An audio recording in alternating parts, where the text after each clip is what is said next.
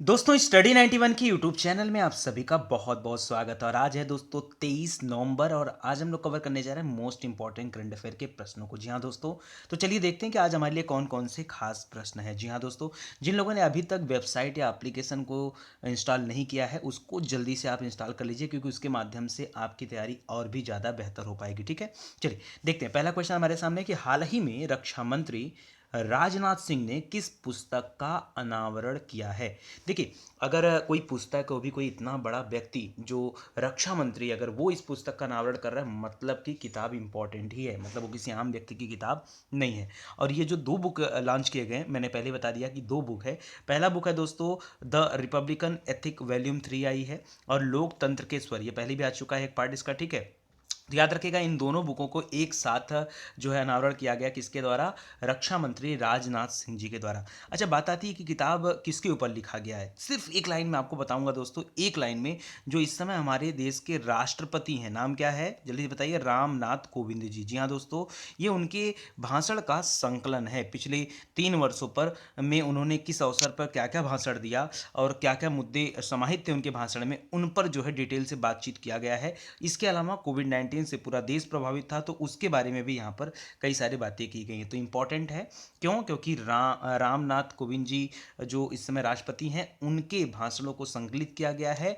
Launch किसने किया है? तो राजनाथ सिंह जी ने लॉन्च किया। ये दो लाइन सिर्फ याद रखना। देखो, करंट अफेयर को मैं बहुत डिटेल से एकदम नहीं पढ़ाता। क्यों नहीं पढ़ाता? क्योंकि मैं सोचता हूँ आपको इन शॉर्ट चीज़ें पता होनी चाहिए। अगर यही करंट अफेयर के 10-20 क्वेश्चन मैं आपको घंटे भर में पढ़ाता, तो शायद वो चीज़ें उतनी ज़्यादा लाजवाब नहीं हो पाती। ऐसे क्या है, गिन के 2 लाइन बातें आपको यहाँ पर याद रखनी है। ठीक है, इससे ज़्यादा बात इसमें कुछ है नहीं कि आपको ज़्यादा बात करने का मौका मिले। कर हाल ही में सिटमैक्स नाम का एक नौसैनिक अभ्यास हुआ। आपको बताना है कि किस देश के बीच में ये नौसेना अभ्यास किया गया, जिसका नाम है सिटमैक्स। जी हाँ दोस्तों, देखिए मैंने आपको टॉपिक वाइज करंट अफेयर में आप जाइए, देखिए वहाँ पर एक एक नौसैनिक अभ्यास के बारे में आपको बताया गया, पढ़ाया गया, और आप पीडीएफ भी अवेलेबल कराया गया। ठीक है, तो यहाँ पर जो ये वाला है, ठीक है, इसका नाम जरा याद रखेंगे, सिटमैक्स नौसेना अभ्यास। ये भारत और थाईलैंड के बीच में हो रहा है। ठीक है, भारत और थाईलैंड के बीच में ये सिटमैक्स नाम का एक नौसैनिक अभ्यास किया जा रहा है। और ये अभ्यास आज से नहीं, ये हर साल किया जाता है, और 2006 में जो है इसको स्टार्ट किया गया था, और तब से लेकर अब तक जो है किया जा रहा है। इस बार नवंबर में हो रहा है। ठीक है, और इसी तरह से हर वर्ष किया जाता है। अगले क्वेश्चन बढ़ते हैं। कह रहा है, कर्नाटक सरकार की सिफारिश पर केंद्र सरकार ने हुबली रेलवे स्टेशन का नाम बदलकर क्या कर दिया। देखिए, बहुत लोगों को कन्फ्यूजन होता है हुगली और हुबली में। ठीक है, जब कभी हु ग आ जाता है तो याद रखें दोस्तों, ये हुगली वाली जो जगह है, ये हुगली नदी है, जहाँ पर पश्चिम बंगाल में, कहाँ पर है? पश्चिम बंगाल में। जबकि हुबली जो है दोस्तों, ये अलग है हुबली। ठीक है, तो हुबली जो जंक्शन था उसका नाम बदल दिया गया है, और वहाँ पे उसका नाम क्या कर दिया गया। अच्छा, एक बात बता दूं, क्यों बदला गया? कुछ रीजन था क्या?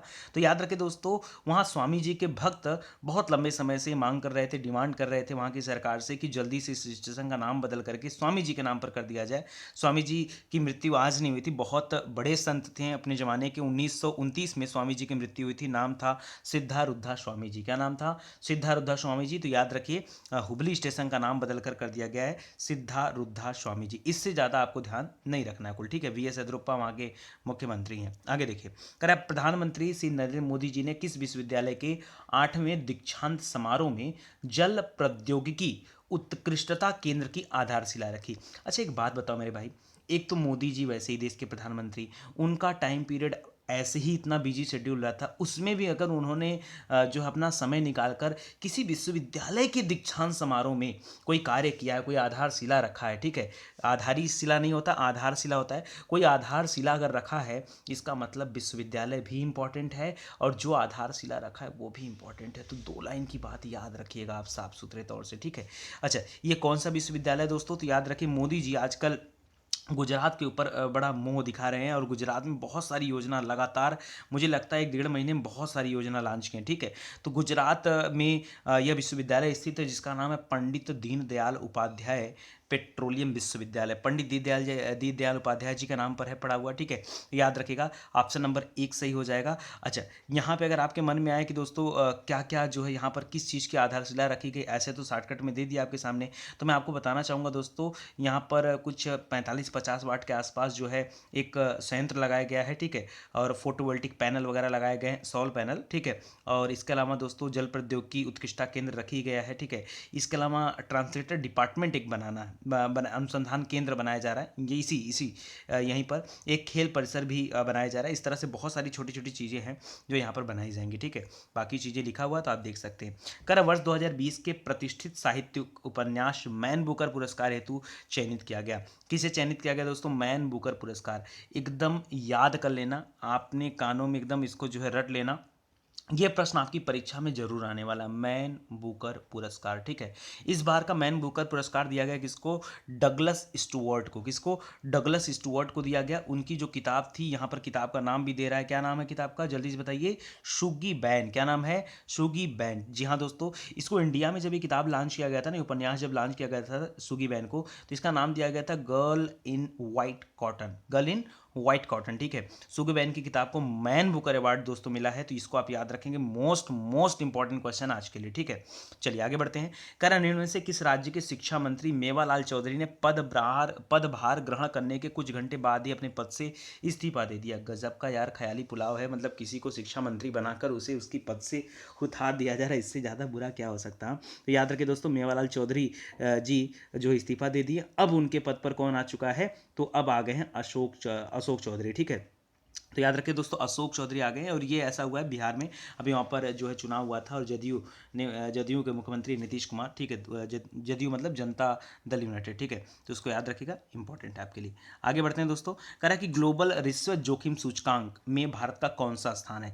मैं बता दूं दोस्तों, दो लाइन की बातें आप याद रखिएगा। एक तो 2019 वाला भी याद रखिएगा, क्योंकि परीक्षा में ज़्यादातर 2019 से ही पूछता है, 20 वाला नहीं पूछ रहा है। तो 2019 में भारत का स्थान था 78वां। मैंने आपको बताया था कि सप्ताह के 7-8 दिन क्या होता है, जोखिम लिया जाता है, ठीक है, जोखिम लिया जाता है, तो इसको याद रखिएगा। अब 2020 आ गया दोस्तों, तो 2020 में भारत ने बड़ी मेहनत के साथ एक कदम और ऊपर खिसक गया, 77वां स्थान आ गया है। मतलब सप्ताह के सातों दिन जोखिम जोखिम जोखिम, पूरा जीवन ही जोखिम में जा रहा है। रिश्वत जोखिम याद रखिएगा, तो 77वां स्थान आपको याद रहेगा इस तरीके से, नहीं तो आप भूल भी सकते हैं। पढ़ना पढ़ाना अपनी जगह, लेकिन आप भूलो ना, ये भी तो बड़ी बात है। अच्छा, इस सूची में भारत को जो स्कोर मिला दोस्तों, स्कोर कितना मिला? 45वां स्कोर मिला, इसको ध्यान रखेंगे, ठीक है। और उसके बाद भी भारत जो है किस स्थान पे रहा है? ये तो 78 पिछले साल वाला, इस बार जो है वो 77 पे रहा। कह रहा भारत ने अपने पड़ोसी देश बांग्लादेश, पाकिस्तान, चीन, नेपाल से अच्छा प्रदर्शन किया। बहुत अच्छी बात है, तालियां। मतलब छोटे देशों के साथ ही तुलना करना जरूरी है, बड़े देशों के साथ तुलना नहीं करनी है। चलो कोई बात नहीं, आगे बढ़ते हैं। करा कि Vatayan life time achievement award से निम्नलिखित कथनों की पुष्टि कीजिए कि कौन सा कथन यहाँ पर सही है। पहला लिख रहा है कि यह अंतर्राष्ट्रीय पुरस्कार लंदन के वातायन यूके संगठन द्वारा प्रदान किया जाता है। दूसरा लिख रहा है कि 21 नवंबर 2020 को केंद्रीय शिक्षा मंत्री, जिनका नाम है रमेश पोखरियाल निशंक, ठीक है, को वर्चुअल माध्यम से आयोजित एक कार्यक्रम में वातायन लाइफ टाइम अचीवमेंट पुरस्कार से सम्मानित किया गया। इससे पहले यह पुरस्कार प्रसून जोशी, आपने पत्रकार का नाम सुना होगा, जावेद अख्तर का भी नाम सुना होगा, ठीक है, इन लोगों को यह पुरस्कार दिया जा चुका है। तो बिल्कुल सही है दोस्तों, यहाँ पर जो तीनों कथन दे रहा है ये अपने आप में बिल्कुल सही है। वातायन लाइफ टाइम अचीवमेंट पुरस्कार दोस्तों जो है ये वातायन यूके का एक संगठन है, उसके द्वारा ये दिया जाता है। और प्रसून जोशी को, जावेद अख्तर वगैरह को ये पहले भी मिल चुका है, इस बार हमारे शिक्षा मंत्री को मिला है, वर्चुअली मिला है, इसको भी आप याद रखेंगे, ठीक है। आगे बढ़ते हैं दोस्तों। अगला कह रहा है दोस्तों, किस राज्य सरकार ने अनाथ और बेसहारा बच्चों के लिए 14 से लेकर 20 नवंबर तक बाल अधिकार सप्ताह की देखरेख के दौरान वात्सल्य योजना और समर्थ योजना की शुरुआत किया? तो मैं दोस्तों समर्थ योजना के बारे में आपको पहले ही बता चुका था। वात्सल्य योजना भी याद रखेंगे। वात्सल्य योजना ये अनाथ बच्चों के लिए दोस्तों 2 योजनाएं स्टार्ट किया गया था। ये आपको पिछले दिनों के करंट अफेयर में भी पढ़ाया गया था कि अशोक गहलोत वो सीएम है राजस्थान के, ठीक है, और ये राजस्थान से ही योजना की स्टार्टिंग की गई है, ठीक है। अच्छा, एक बात और बता दूं, यहाँ पर सभी बच्चों को कवरिंग नहीं दिया जा रहा है, केवल ऐसे बच्चे जो अनाथ और बेसहारा हैं, केवल उनको जो है कवर किया जा रहा है, तो इसको याद रखेंगे आप, ठीक है। आगे बढ़ते हैं दोस्तों। करा कि विश्व मत्स्य पालन दिवस प्रतिवर्ष अंतर्राष्ट्रीय स्तर पर आयोजित किया जाता है, और ये कब आयोजित किया जाता है? मत्स्य पालन दिवस। तो याद रखें दोस्तों, ये हर साल 21 नवंबर को मनाया जाता है, मत्स्य पालन दिवस, इसको भी याद रखेगा, ठीक है। और अंतर्राष्ट्रीय स्तर पर मनाया जाता है, जाहिर सी बात है किसके लिए? तो मछुआरों के अधिकारों के प्रति जागरूकता लाने के पर्पज से जो है इसको मनाया जाता है, ताकि उनके लिए अच्छी खासी पॉलिसीज बनाई जाए, ताकि उनको ज़्यादा से ज़्यादा लाभ मिले और उनकी जीवन भी आराम से चल सके। तो 21 नवंबर को वर्ल्ड फिशरी डेज मनाया जाता है, ठीक है। चलिए आगे बढ़ते हैं दोस्तों। आगे क्या, आज की बात यहीं समाप्त हो जाती। मिलते हैं अगले लेक्चर में, तब तक के लिए धन्यवाद। अच्छा लगा हो दोस्तों तो वीडियो को शेयर जरूर से करिएगा।